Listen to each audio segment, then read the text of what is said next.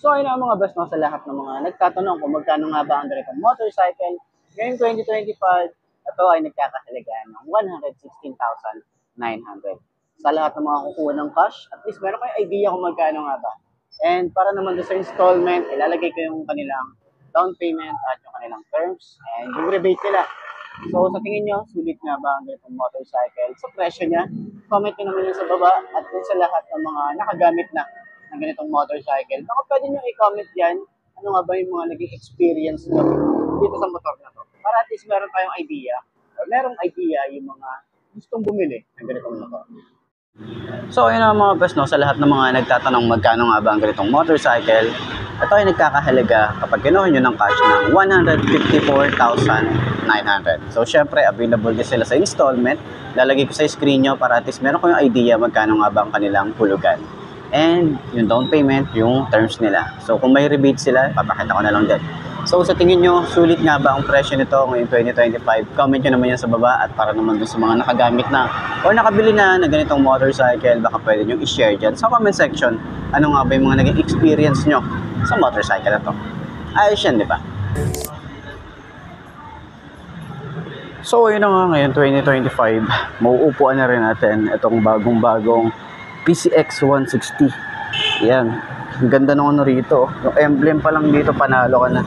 Nakakulay gold siya. Tapos, emblem na 3D. No? Tapos, ganyan ka-premium siya. Tapos, yung kanyang design dito, halos minimalist na wala tayong masyadong decals na makikita. So, upuan natin. Try natin. 5'2 yung aking height. Ganyan siya kapag naka-side stand. So, upuan natin. 5'2 ang ating height. Try natin upuan.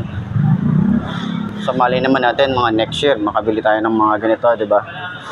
So try din naman natin kung ano nga bang pakiramdam kapag naka-Honda, 'di ba? So ang ganda ng upuan niya.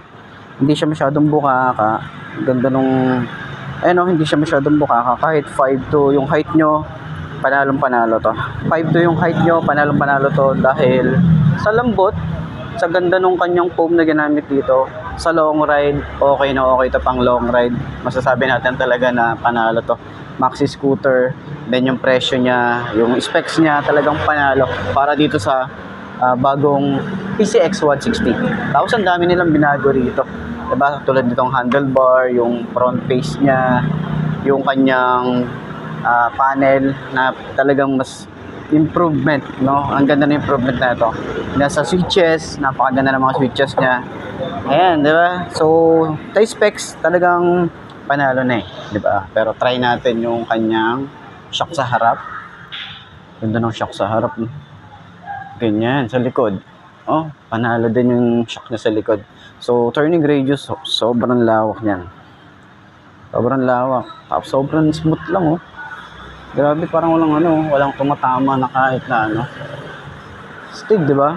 So, para dun sa mga gustong kumuha ng ganitong motorcycle, ilalagay ko yung contact number nila dyan para at least rekta na kayo sa kanila mag-inquire or pwede nyo naman akong i-message para at least ma-assist ko kayo sa mga gustong bumili ng ganitong motorcycle. So, sa tingin nyo, sulit nga ba ang kanyang specification and then yung kabuuan ng motor? Panalo ba sa inyo? Comment nyo naman yan sa baba. So, ngayon, center stand natin. Kung madali ba siyang center stand. Okay. Center stand. Napaka-smooth lang. Panalo. Ayos. So, yun na nga. Ngayon, 2025. Upuan pa rin natin. Itong Honda Click 160. Siyempre, 5'2 ang aking height. Side stand muna natin. Yun, no? Okay, tingnan natin. Yung. So, mukhang magaan naman siya kapag sinesenter stand and side stand. Pero ganyan yung motorcycle niya. Kapag naka-side stand, mukhang okay naman siya. 5'2 ang aking height, no? Ang nagustuhan talaga ng napakarami dito is yung forma. Okay? Forma, may gulay board, tapos yung kanyang specification na sobrang sulit para sa kanyang presyo. Kung gusto nyo malaman yung presyo, nasa dulo ng video. Okay? So, ganyan ang itsura natin. Ito yung itsura kapag nakataas naman yung ating paa dito. So, ayan. Malapad yung ating gulay board. Yung upuan niya, saktuhan yung lambot na ito. And then, yung ating OBR is malawak pa rito. So, kaya napaka-komportable ng biyahe natin kapag ito yung gamit natin. So, yan. Check natin yung suspension. Ang gaan, no? Ang lambot ng suspension sa likod, sa harap. Malambot din yung suspension. Turning radius, hindi siya ganun kalawak eh, pero hindi ka mabibitin dito. Pwede mong iliku-liku yan sa mga traffic situation natin. Lalo na dito sa amin, sobrang traffic dito. Ayan. So, ano nga ba yung specification nito? Nakita nyo naman ano yung itsura niya, di ba? So, ayan, para doon sa lahat ng mga gustong kumuha ng ganitong motorcycle, pwede nyo kontakin si Honda Motorsports Baliwag. Nandiyan sa screen nyo yung kanilang contact number and sa kanilang Facebook page, pwede nyo rin silang i-message.